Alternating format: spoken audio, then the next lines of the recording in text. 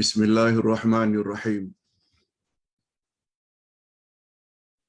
Alhamdulillah nahmaduhu wa nasta'inuhu wa nastaghfiruh. Wa na'udzu billahi min shururi anfusina wa min sayyiati a'malina. May yahdihillahu fala mudilla lahu wa may yudlil fala hadiya lahu. Asyhadu an la ilaha illallah wahdahu la syarika lah. Wa asyhadu anna Muhammadan abduhu wa rasuluh la nabiyya ba'dah.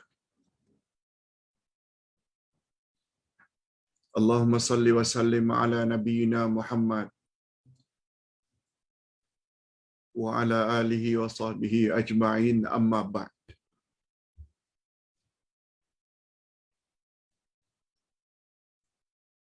Hadirin dan hadirat serta para pemirsa yang saya hormati, Assalamualaikum warahmatullahi wabarakatuh.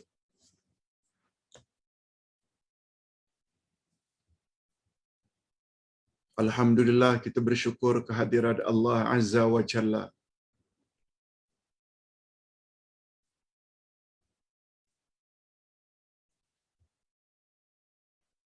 yang telah memberi kita bermacam-macam nikmat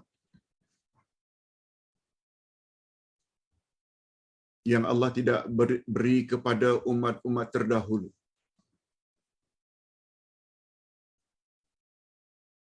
Antara lain tentang fadilat salat.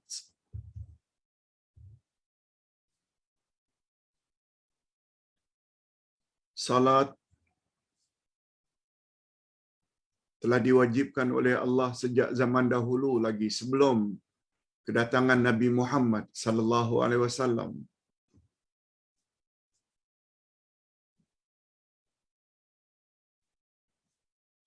Tetapi salat yang Allah wajibkan ke atas umat Nabi Muhammad sallallahu alaihi wasallam mempunyai kelebihan yang tidak terdapat pada amal-amal salat untuk nabi-nabi terdahulu.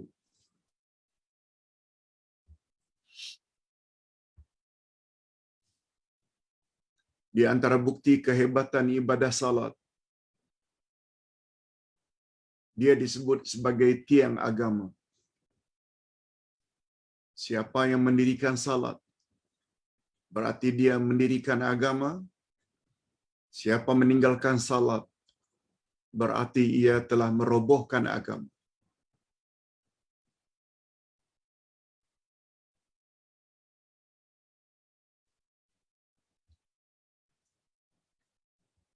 Keistimewaan dan kelebihan ibadah salat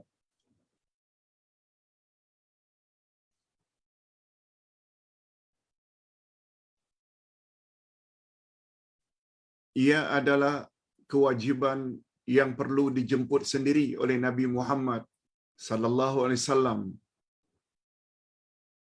sambil menghadap Allah ketika Mi'raj.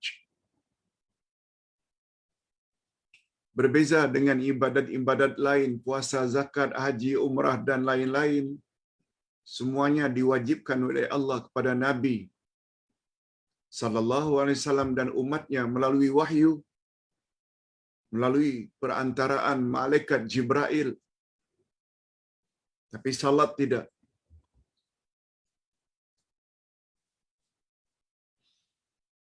Nabi Muhammad sallallahu alaihi wasallam diarahkan oleh Allah supaya menjemput sendiri.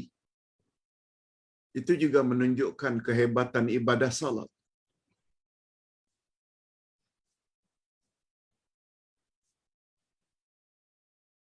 Itu sebabnya ibu bapa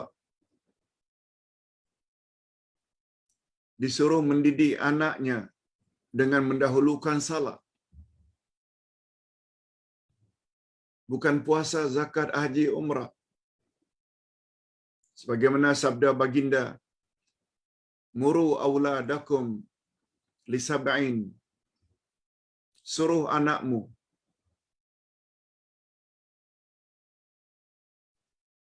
mengerjakan ibadah salat bila umur mereka telah mencecah 7 tahun. Muru auladakum bisalah li sab'in. Perintah puasa, zakat, lebih-lebih lagi umrah dan haji tidak pernah disebut oleh Nabi sallallahu alaihi wasallam untuk mula-mula mengajar anak pada umur awal. Cukuplah itu sebagai mukaddimah betapa hebatnya fadilat atau kelebihan ibadah salat. Nah, pada pagi ini kunci kebahagiaan yang ke-22 kita bawa satu topik. Jangan tinggalkan salat. Jangan tinggalkan salat. Sama ada wajib atau sunat.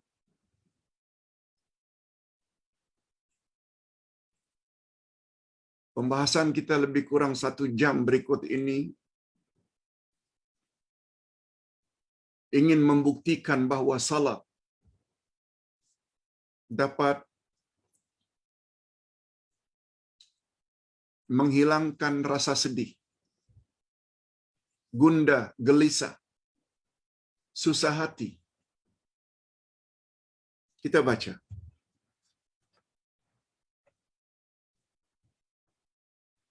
Jika kamu merasa takut atau bersedih hati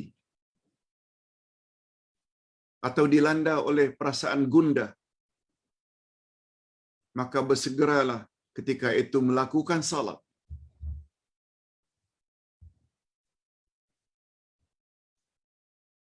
Bila ditanya, Pak Ustaz, bagaimana salat dapat menghilangkan rasa sedih, gundah, gelisah? Nanti insya-Allah akan terjawab sendiri. Dengan melakukan salat niscaya jiwa kita akan tenang. Jiwa kita akan tenteram. Sesungguhnya salat dengan izin Allah mampu memadamkan kesedihan dan keresahan serta dapat menolak perasaan takut.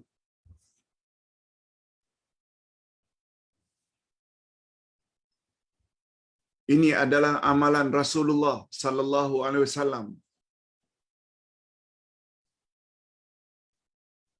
Bukan saja amalan tuan guru. Ini adalah amalan Rasulullah sallallahu alaihi wasallam. Yang jika baginda merasa sedih, maka beliau akan bersabda kepada Bilal bin Rabah,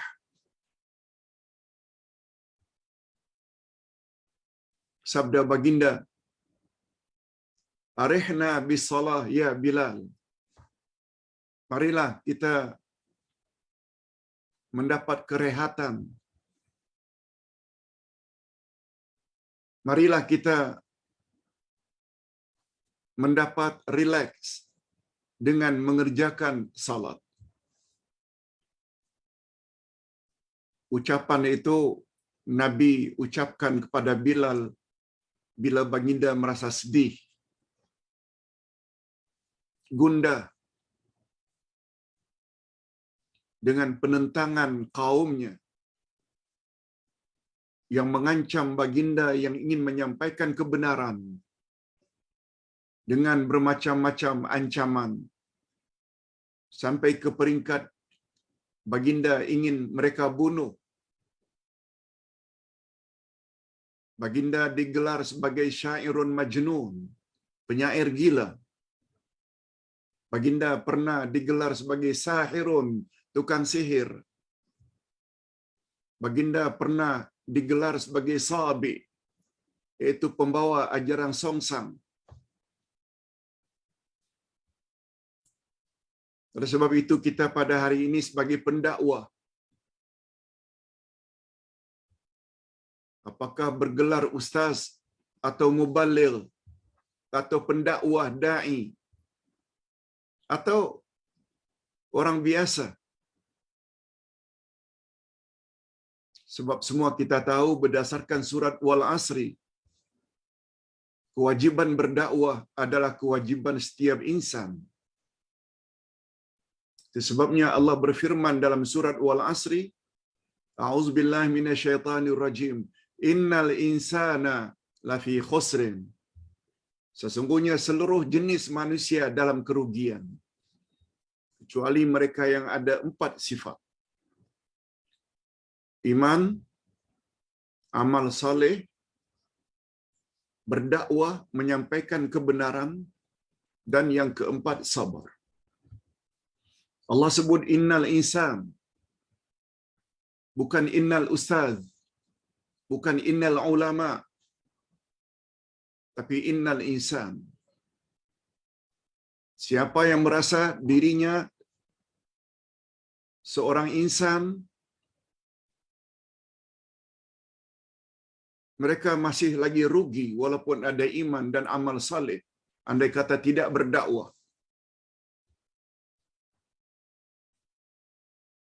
Buat semampu yang boleh. Walaupun dengan beli kitab, hadiahkan pada saudara mara. Walaupun dengan forwardkan ceramah-ceramah yang berguna kepada grup.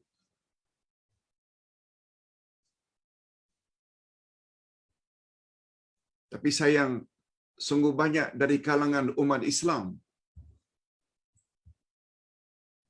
yang tidak tahu akan hakikat ini. Yang meletakkan bebanan dakwah itu hanya pada ustaz, pada ulama, orang alim. No. Salah. Berdakwahlah sesuai dengan kemampuan. Tahu tentang salat, ajak orang lain salat. Tahu tentang puasa, ajak. Tak cukup hanya salat puasa untuk diri sendiri.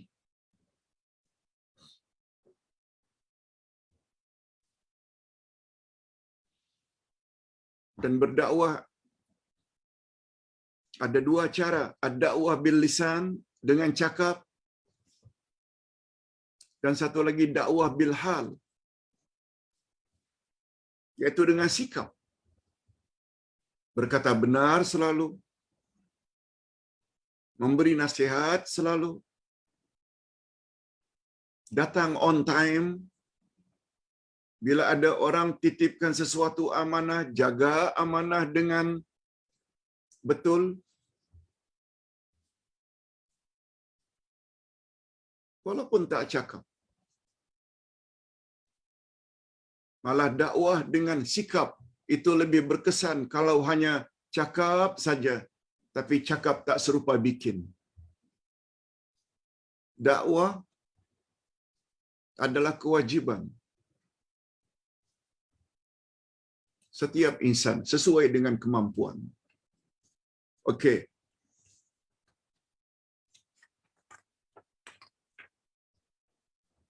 Jadi ringkasnya, baginda bila merasa sedih, gelisah, susah hati, beliau ajak Bilal supaya salat agar mendapat ketenangan di dalam salat. Dan Bilal komen, baginda apabila salat karena kesedihan, aku lihat baginda sujud sangat lama.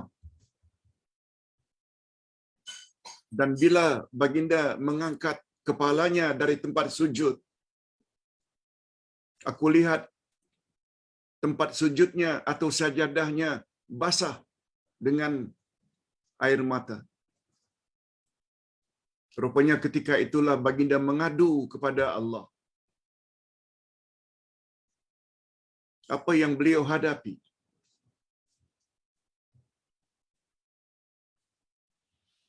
Dalam salat, orang yang beriman dapat meluahkan apa yang terpendam di dalam hatinya. Di dalam salat, orang yang beriman luahkan apa yang terbuku di dalam hati. Kepada siapa? Kepada Allah. Sambil memohon pertolongan Allah Azza wa Jalla.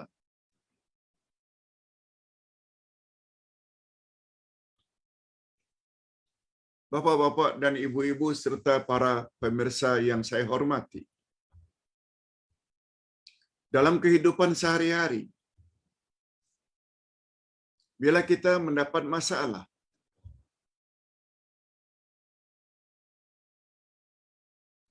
terbuku banyak persoalan, biasanya kita akan teringat kawan-kawan baik kita, kawan-kawan dekat kita. Kita pun telefon, kawan, aku ada masalah besar. Aku tak tahu macam mana untuk mendapat solusinya. Boleh tak kita jumpa pada jam sekian di tempat itu? Aku nak luahkanlah. Lalu terjadilah pertemuan. Kita luahkan kepada kawan kita apa yang terbuku di dalam dada. Apa yang terbuku? Betul tak setelah kita luahkan segala-galanya, dada kita merasa lega? Rasa kita, dada kita yang terbuku, rasa hilang, paling kurang berkurang, baru meluahkan pada kawan.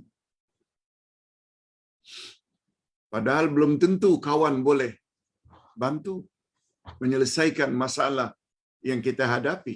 Belum tentu. Nah, kalau kita luahkan kepada Allah Subhanahu wa taala semua yang terbuku,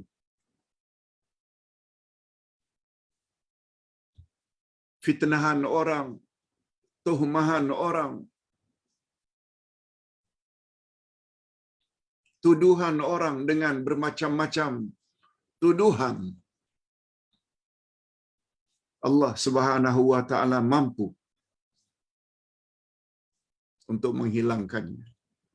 Sebab Allah Maha Mujib, menjawab, memperkenankan. Allah Qadir, Maha berkuasa. Allah Murid, Maha berkehendak. Allah Kabir, Allah Maha besar. Allah Jabbar, Allah mampu memperbaiki. Itu gunanya kita belajar Al-Asma'ul Husna.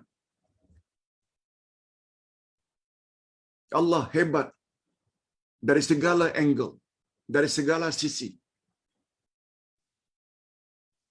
Lalu kita makhluk yang daif, lagi lemah ini, lalu mengadu kepada yang Maha Perkasa, Al-Aziz. Dia boleh buat, dia boleh bantu, dia boleh tolong.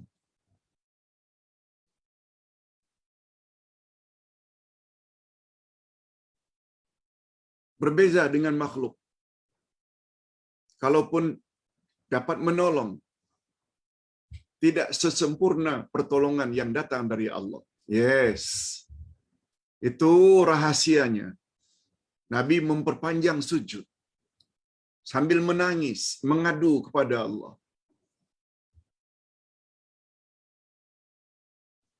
Sebagaimana Nabi Yaqub kehilangan anak kesayangannya, Yusuf, mengadu kepada Allah.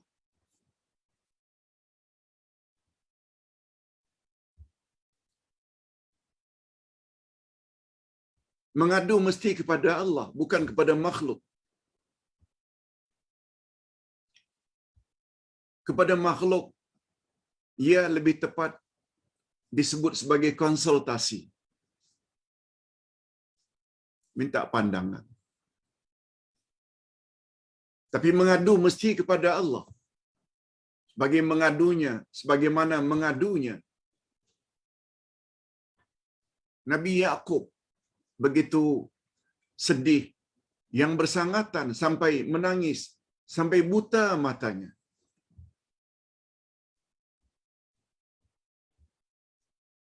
Apa kata Nabi Yaqub? Diceritakan oleh Allah dalam Al-Quran.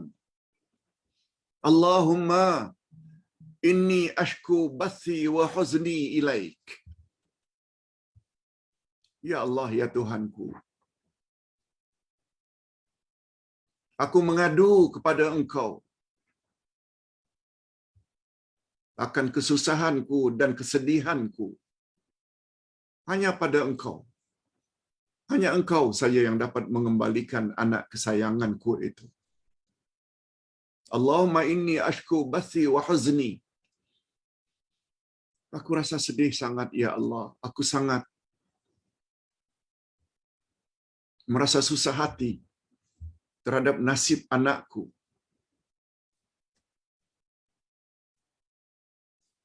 Tak lama kemudian, Nabi Yusuf dikembalikan ke pangkuan ayahnya. Bukan hanya itu, matanya yang buta jadi dapat melihat kembali. Ini contoh. Sebagaimana juga Nabi Ayub yang ada penyakit, mengadu langsung pada Allah. Tentu saja sambil berobat, berusaha. Itu mesti. Tapi yang namanya mengadu ini kepada Allah. Pergi doktor minta panduan, itu lebih cenderung kepada konsultasi, kata para ulama. Minta pandangan sesuai dengan kepakaran mereka. Apa jenis-jenis obat yang perlu dia ambil. Sebab penolong utama kita itu, penyembuh utama kita, sakit ke kesedihan, hanya Allah Subhanahu wa Ta'ala. Okey. Jika dalam kehidupan seharian seseorang akan merasa lega selepas meluahkan apa yang terbuku di dalam hatinya kepada rakan kepercayaannya. Ini kita sebut tadi. Padahal rakan belum tentu dapat menolong mengatasi kesedihannya. Betapa Allah yang Maha Berkuasa, yang mampu melakukan segala-galanya. Inilah di antara hikmah mengapa baginda Rasul sallallahu alaihi wasallam segera mendirikan salat jika baginda sedang sedih. Mengapa tak ikut?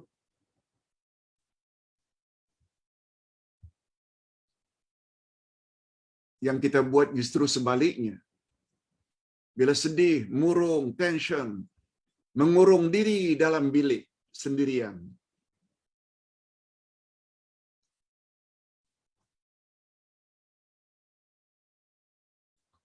Manusia jenis itu adalah mangsa yang sangat empuk untuk jadi sasaran syaitan dan iblis. Mulalah digoda ini, digoda ini, digoda ini. Akhirnya gantung diri. Akhirnya minum racun. Dah tak tahan. Bukan salat yang dilakukannya.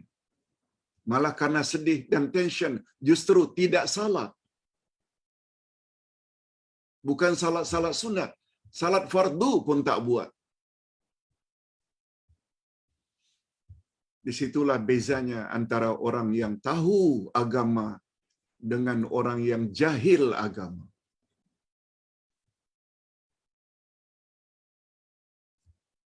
Malah tidak jarang mereka yang tension, yang rungsing, minum arak, isap dada, nak menghilangkan kerunsingan. Semua itu adalah akibat karena terlalu memperturut nasihat syaitan, nasihat iblis. Dahlah rungsing tak hilang, dapat dosa lagi.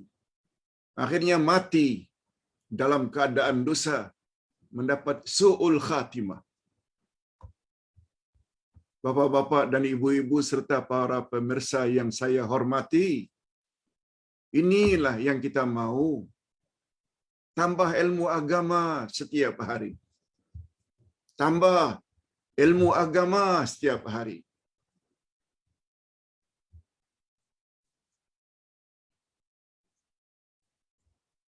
Allah Subhanahu wa taala telah berfirman dengan jelas dalam surat Al-Baqarah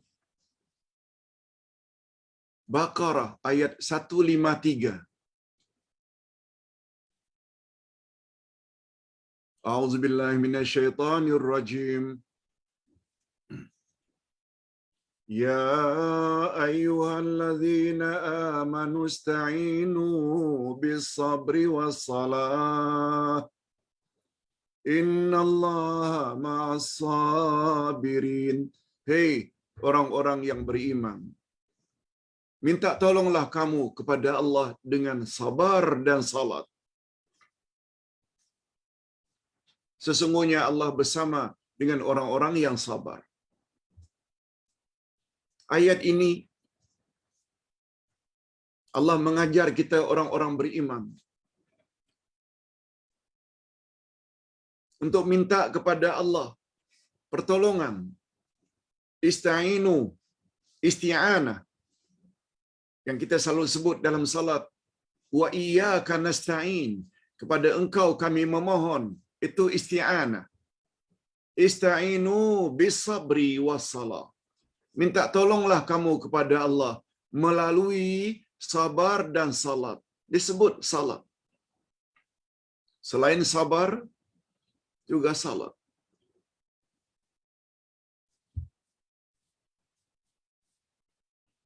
Ini sama dengan ayat 45 dari Al-Baqarah. Hampir sama. Wasta'inu bis-sabri was-salah wa innaha lakabiratun illa 'alal khashi'in. Minta tolonglah kamu kepada Allah dengan sabar dan salat. Sesungguhnya salat itu memang berat, kecuali bagi orang yang khusyuk. Ini memberi makna salat walaupun berat, tapi ia ringan bagi orang yang khusyuk. Siapa orang yang khusyuk? Allah teruskan. Allah jelaskan pada ayat berikut. Alladzina yazunnuna annahum mulaqu rabbihim wa annahum ilaihi raji'un. Orang-orang yang khusyuk itu bagi mereka salat tidaklah berat. Ialah orang yang sungguh-sungguh yakin akan menemui Tuhan mereka dan kepada Allah saja mereka akan kembali. Yes, itu dia. Orang yang apabila banyak ingat kepada Allah. Orang yang apabila yakin dia akan kembali kepada Allah. Jika dia salat, pasti khusyuk. Jangankan meninggal salat, melambatkan salat pun dia tak mau. Sebab dia tahu, dia boleh mati anytime.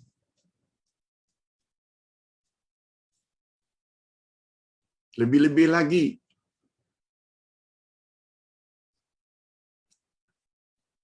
dia tahu bahawa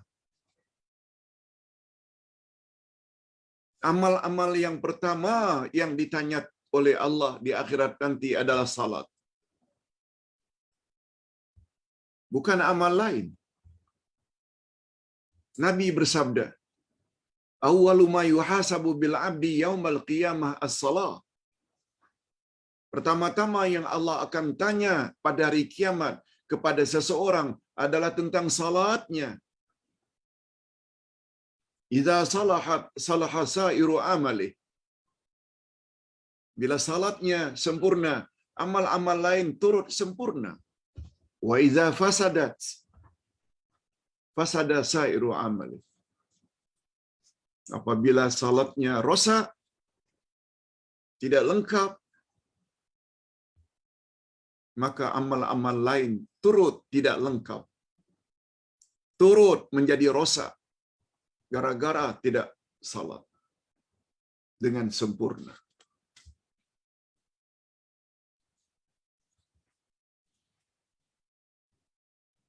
Jika kamu pelajari perjalanan hidup umat yang beriman zaman silam. Ni, bila kita tengok perjalanan hidup umat zaman dahulu.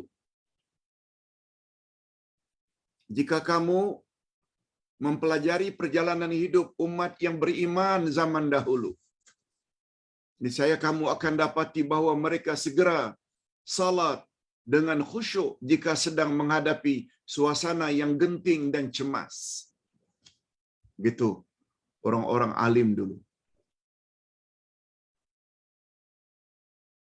Karena mereka ikut sunnah Nabi sallallahu alaihi wasallam. Melalui salat akhirnya mereka mendapat kekuatan dan keteguhan hati. Itu sebabnya kita selalu galakkan, jangan cukup dengan salat fardu. Zuhur, asar, maghrib, isya', subuh. Tapi buat juga rawatib, qabliyah dan ba'diyah. Buat juga salat duha.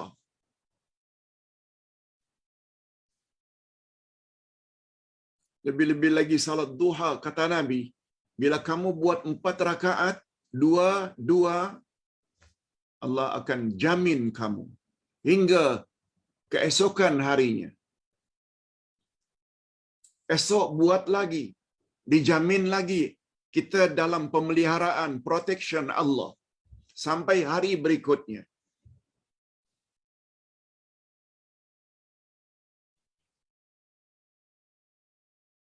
Ustaz selesai mandi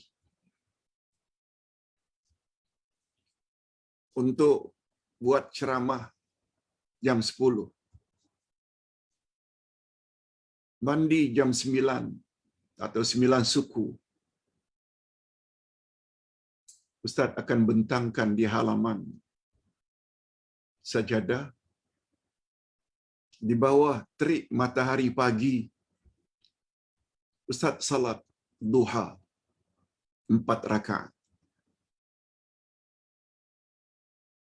Itu Ustaz lakukan setiap pagi. Kalau cuaca panas seperti hari ini. Selain jiwa tenang, dapat protection daripada Allah, kita juga dapat vitamin D melalui pancaran matahari pagi. Minta maaf, bukan tak berbangga-bangga, tapi sekedar memberitahu, karena kita tahu akan kelebihan salat duha. Sebelah pagi pastikan bangun jam 4:30 atau jam 5, apalagi sekarang subuhnya 6:20. 1 jam setengah sebelum azan subuh, kita sempat buat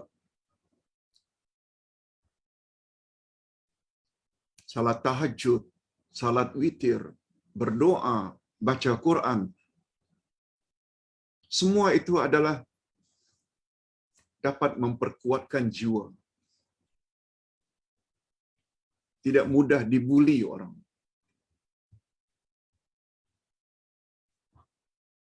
supaya dapat stamina, istiqamah dalam memperjuangkan kebenaran. Dia perlu kepada kesehatan, perlu kepada tenaga, perlu kepada kekuatan. Tentang adanya pihak-pihak tertentu mencemuh, mencela. Ini dia solusinya. Salat bukan penung saja. No. Tetap menulis. Sampai ke kebenaran semampu yang boleh.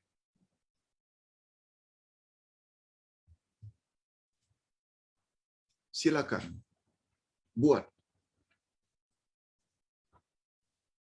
Lebih-lebih lagi kalau kita lihat ulama, orang-orang beriman zaman silam.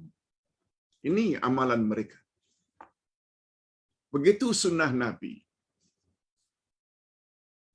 Itu sebabnya mereka diberi oleh Allah kekuatan. Itu sebabnya di dalam kitab Al-Wabil, Imam Ibnul Qayyim menyebut, dari 100 fadilat atau kelebihan zikir,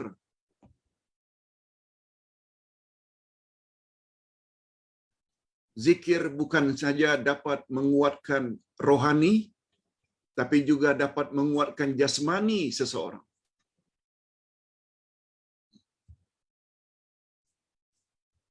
Beliau bawa antara lain dalil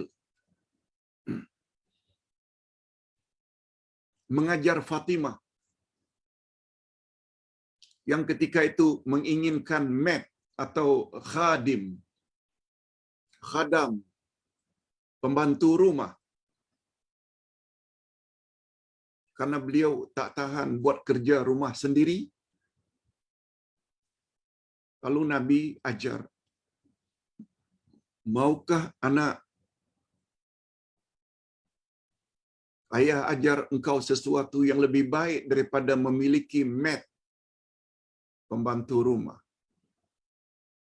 Baca Subhanallah 33. Baca Alhamdulillah 33. Baca Allahu Akbar 33. Atau 34. Yang terakhir. Supaya 100. Sebelum kamu tidur. Niscaya Allah akan beri kamu kekuatan. Nah, nasihat Nabi kepada anaknya Fatimah didengar oleh menantunya Sayyidina Ali radhiyallahu anhu. Sebabnya Sayyidina Ali terkenal dengan kekuatannya yang luar biasa.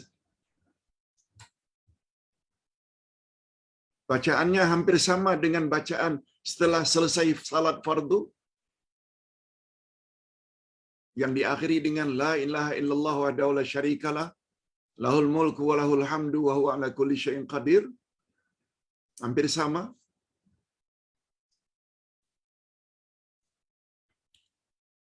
Tapi itu bila dibaca habis selesai salat fardu, Allah hapuskan dosanya walau sebanyak buih di lautan. Tapi bila bacaan yang sama dibaca sebelum tidur malam, Allah akan beri kita kekuatan jasmani. Amalkan itu. Insya-Allah Allah akan beri kita kekuatan jasmani dan rohani. Zikir, salat, Allahu Akbar. Sungguh banyak panduan-panduan dari agama.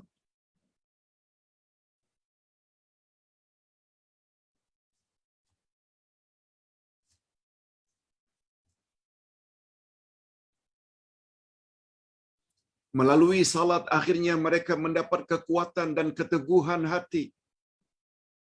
Ini ulama zaman silam. Salat khauf. Salat khauf yang dipanggil dengan salat takut. Khauf itu takut. Diwajibkan ketika berperang. Walaupun hanya 1 rakaat.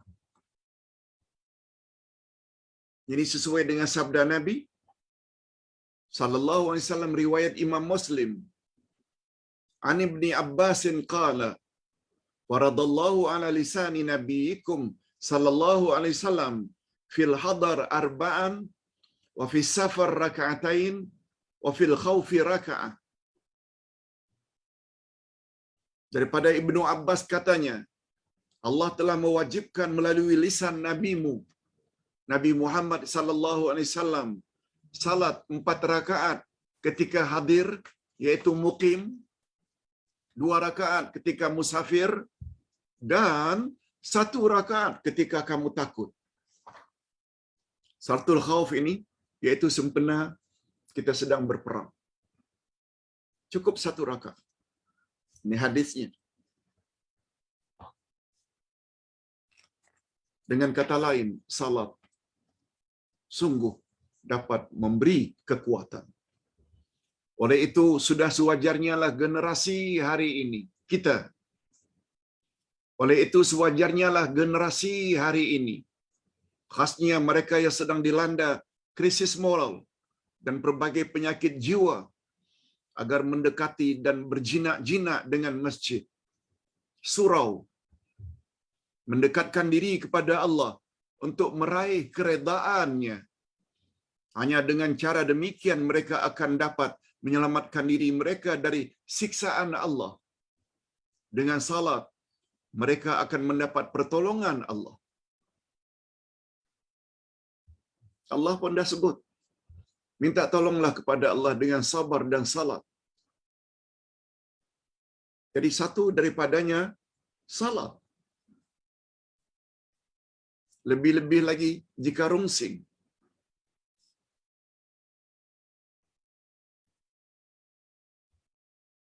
Ibu-ibu rungsing karena kelakuan anak cucu, rungsing karena kelakuan bapa anak, atau sebaliknya rungsing karena mak anak yang tak mau dengar nasihat, salat, mengadu kepada Allah. Salat fardu yang 5 kali sehari semalam adalah nikmat yang paling besar jika kamu benar-benar memikirkannya.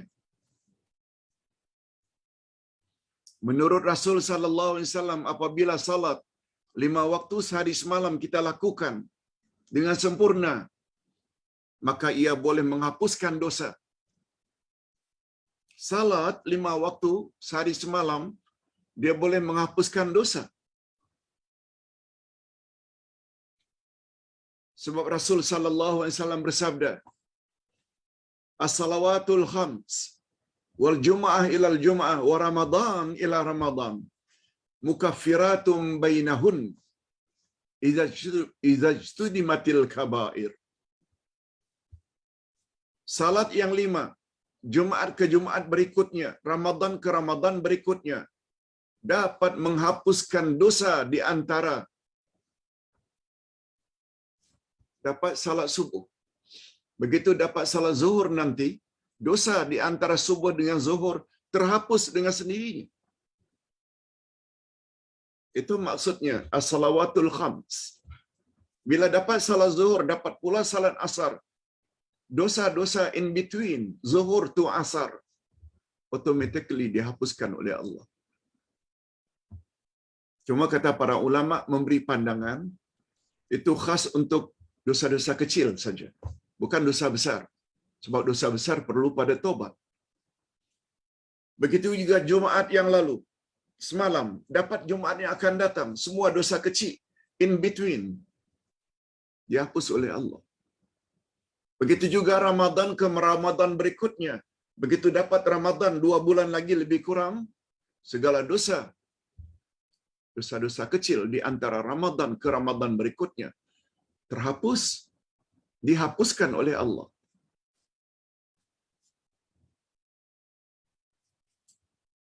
Apalagi Allah Subhanahu wa taala menjamin dalam ayat ke-45 dari surat Al-Ankabut, wa aqimis shalah Inna salata tanha 'anil fahsya'i wal munkar. Dirikan salat. Karena salat dapat mencegah kamu dari perbuatan mungkar. Timbul pertanyaan, mengapa Ustaz orang itu tak pernah tinggalkan salat? Tapi rasuah juga. Orang itu tak pernah tinggal salat.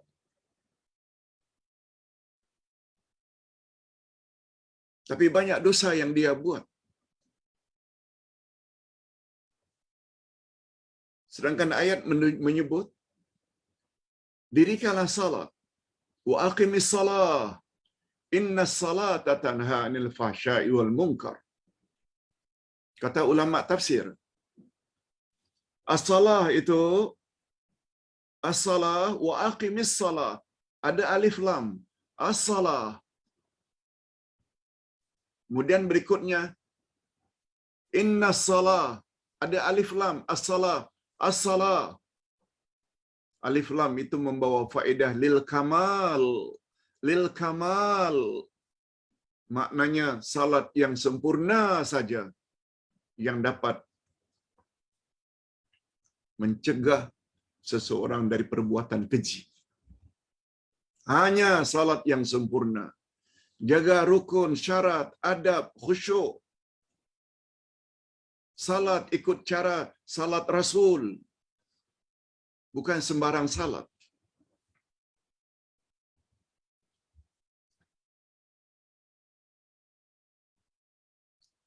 Jangan kata Allah mungkir janji.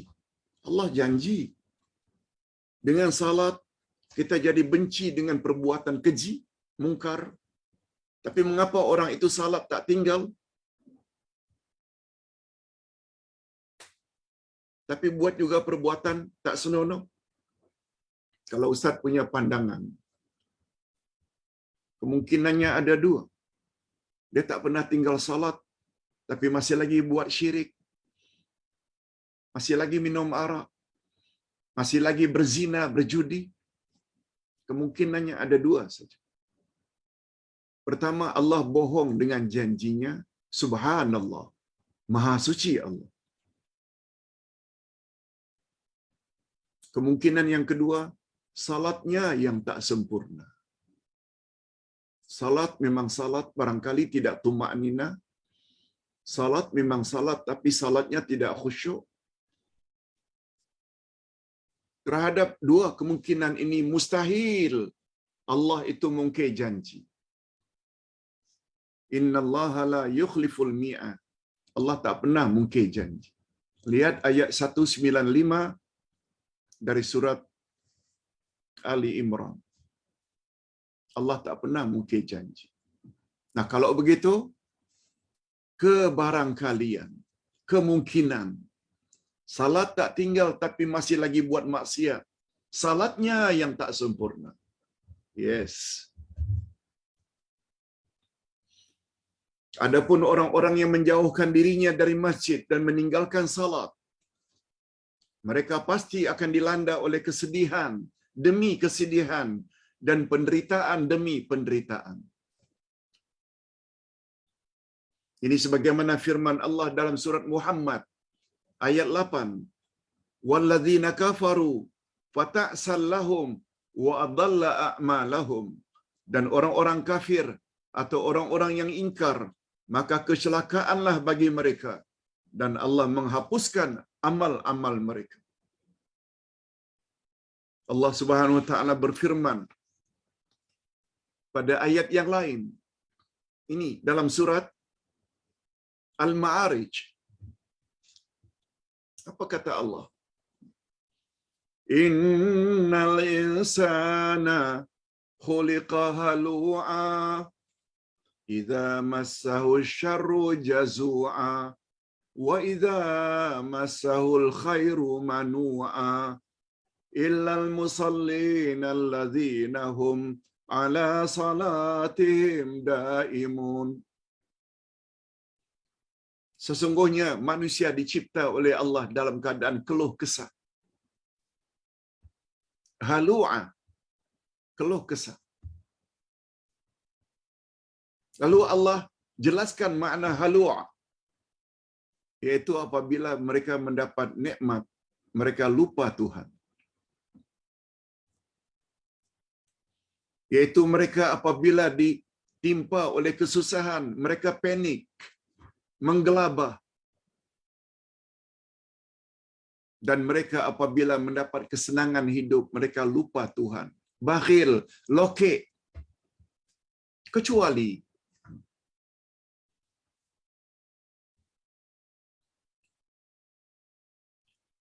orang yang senantiasa salat. Orang yang tetap melakukan salat pada waktunya.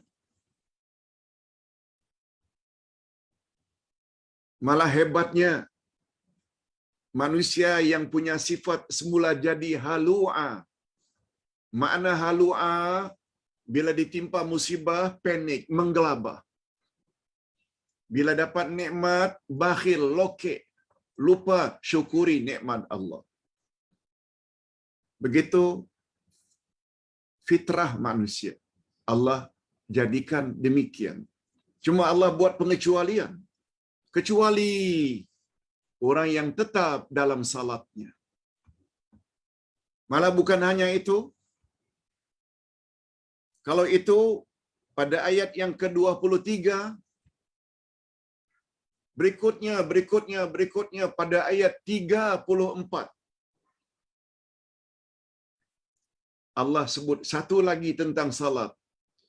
Walladzina hum ala salawatihim yuhafizun. Mereka pelihara salat mereka. Nah, lagi-lagi dari 8 ciri-ciri orang yang dapat terhindar dari penyakit halu'a. Apa halu'a? Bila dapat kesusahan, panik. Bila dapat kesenangan, lupa pada Tuhan, bakhil, lokek. Ada 8 cara untuk menghindarkan. Pertama sekali Allah sebut tentang salat, itu pada ayat 23. Dan terakhir sekali, sifat yang ke-8. Orang yang boleh terhindar dari penyakit halu', mereka pelihara salat mereka. Ada beza. Mereka tetap salat, maknanya tak tinggal. Yang kedua, mereka pelihara salat dengan makna salat tumak, dia jaga tumak ninahnya. Dia jaga syarat rukunnya. Dia jaga khusyuknya. Yes. Jadi 8 cara untuk terhindar dari penyakit halu'a, serba salah. 2 dari 8 itu tentang salat. Ini yang namanya salat dapat menghindarkan rasa susah. Penjelasan. Cuma sebelum Ustaz lupa ya, tolong dirubah. Muka surat 120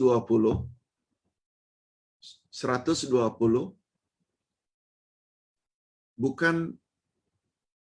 ayat yang terakhir sekali. Pada ayat 34, bukan 25. Pada ayat 34. Ganti 25 itu menjadi 34. Yang Ustaz maksudkan ayat berikutnya. Surah yang sama Al-Ma'arij. Kedua-duanya menyebut tentang salat.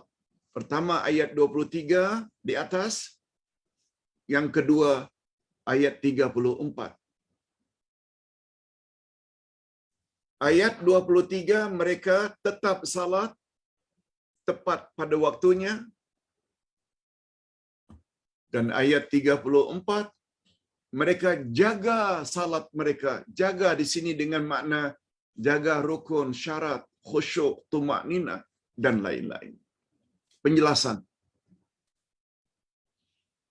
dari ayat di atas dapatlah disimpulkan bahwa ibadat salat sangat berguna dan berkesan untuk menghilangkan perasaan gelisah dan keluh kesah.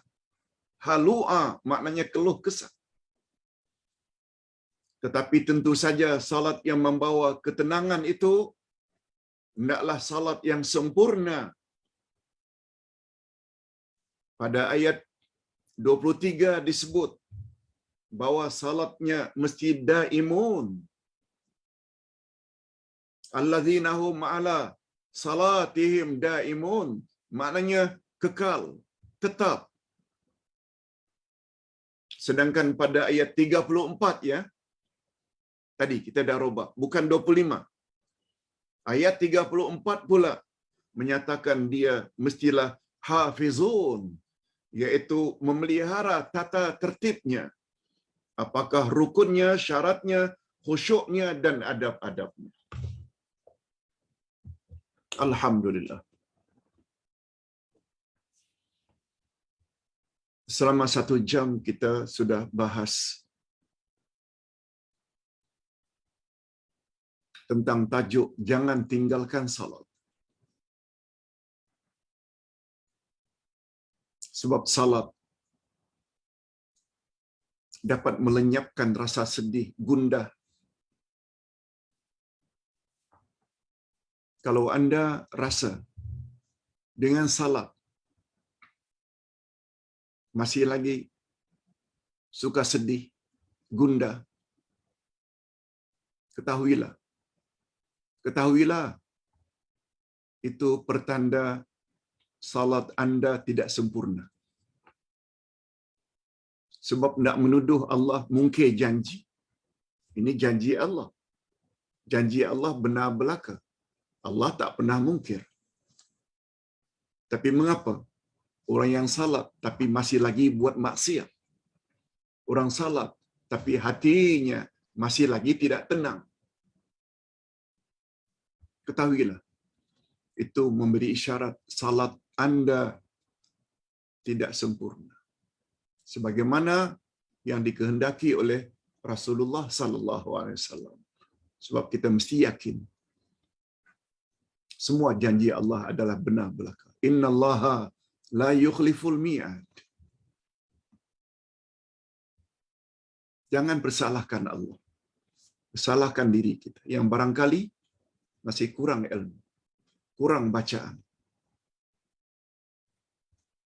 Nabi sallallahu alaihi wasallam suruh agar kita salat ikut cara baginda. Sallu kama raaitumuni usalli. Dirikanlah salat sebagaimana kamu tengok cara aku salat. Walaupun baginda telah wafat, tapi tertera di dalam hadis-hadis Nabi. Bagaimana qiyam, bagaimana rukuk, bagaimana i'tidal, bagaimana sujud, bagaimana duduk antara dua sujud. Apa yang patut dibaca.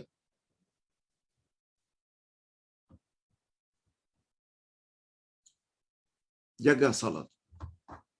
Insya-Allah semua masalah akan dapat dileraikan.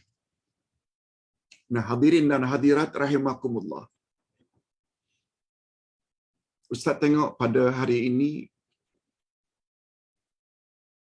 hanya ada satu pertanyaan.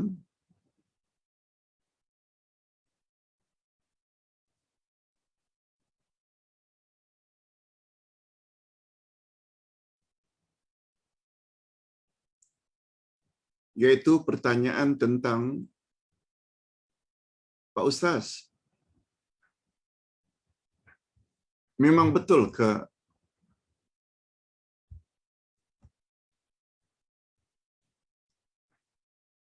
neraka ada yang dingin, ada yang sejuk bersangatan? Kata yang tanya, selama ini kita mendengar yang namanya neraka itu, yang disebut juga nar, api, tentu panas. Hadirin dan hadirat rahimakumullah. Betulkah ada yang mengatakan bahawa jenis siksaan di dalam neraka juga ada dalam bentuk dingin, yang sedingin-dinginnya sehingga manusia tak mampu sampai bercerai kulitnya disebabkan karena kedinginan? Bila dikatakan kepanasan, itu kita dah biasa dengar. Dibakar, disalai, sampai masak kulit kita. Yang saya ingin tanya, adakah siksaan Allah dalam neraka itu dalam bentuk dingin yang bersangatan?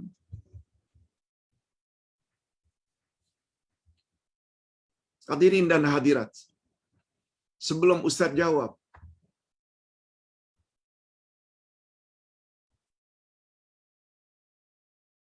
pada umumnya orang beranggapan bahwa negara Arab itu panas. Padang pasir, panas. Tapi setelah kita pernah hidup di sana 8 tahun,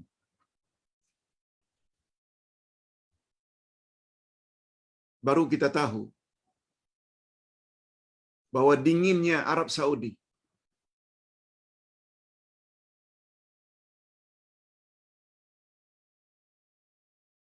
lebih dirasakan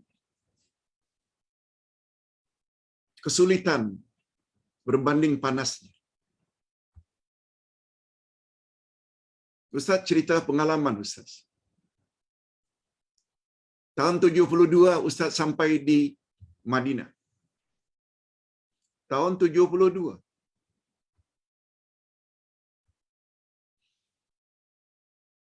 Baru beberapa bulan masuk musim sejuk. Di sana ada saif, musim panas.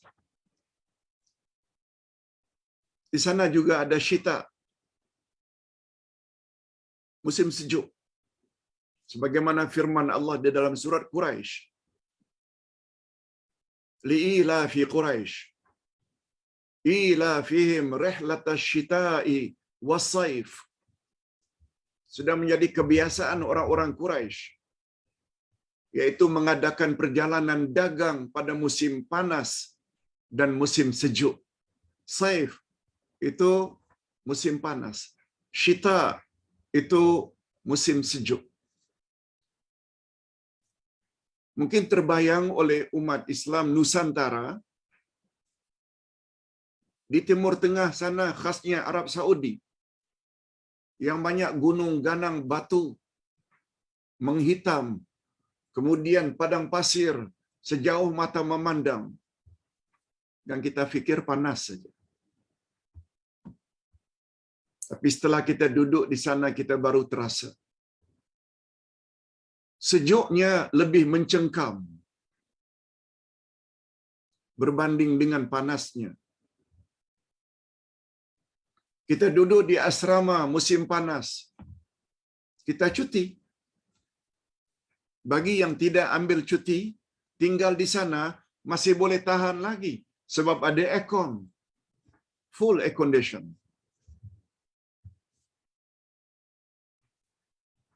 Tapi musim sejuk juga ada cara untuk mengatasinya. Kita gunakan pemanas, heater. Tapi tidak cerita apa yang Ustaz alami di musim sejuk. Kita rasakan lebih mencengkam berbanding musim panas. Bila kita pergi cuci pakaian di musim sejuk, mula-mula terkejut, keluar darah dari pori-pori. Ini lubang Roma ini, darah keluar, berbintik-bintik darah. Karena sejuknya sampai darah itu terkeluar.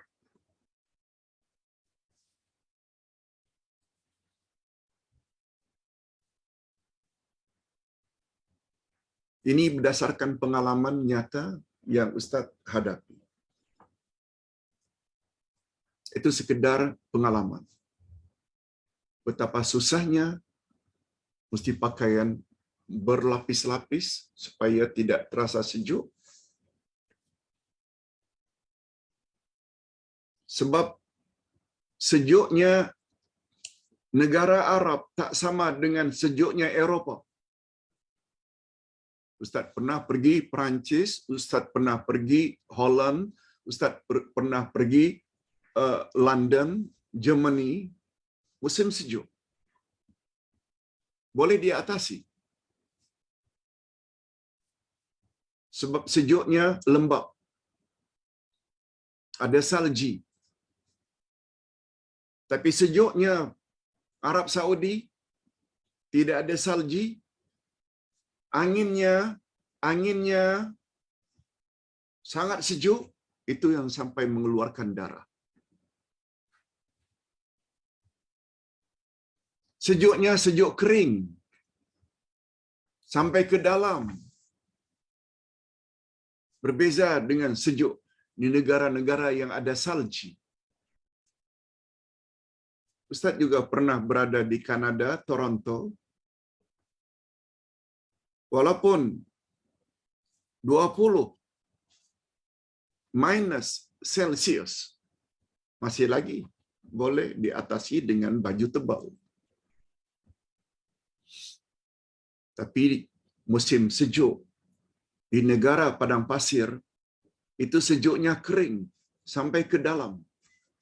Okey. Kalaulah itu kita dapat rasakan di dunia lagi, yang namanya siksaan itu atau tersiksa, bukan hanya karena panas. Panas kita tak nafikan, memang tersiksa. Tapi sejuk juga sangat tersiksa.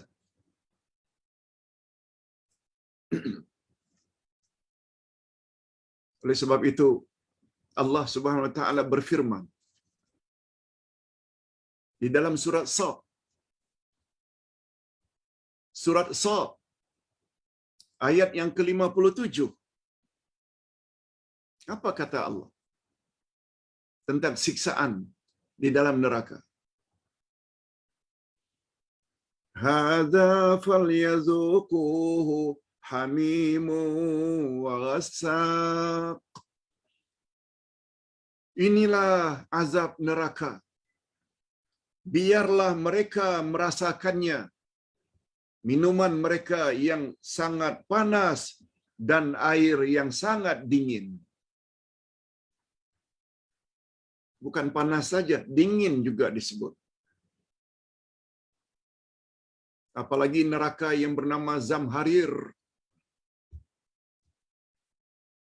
Siksaan di dalamnya sangat sejuk sehingga beku.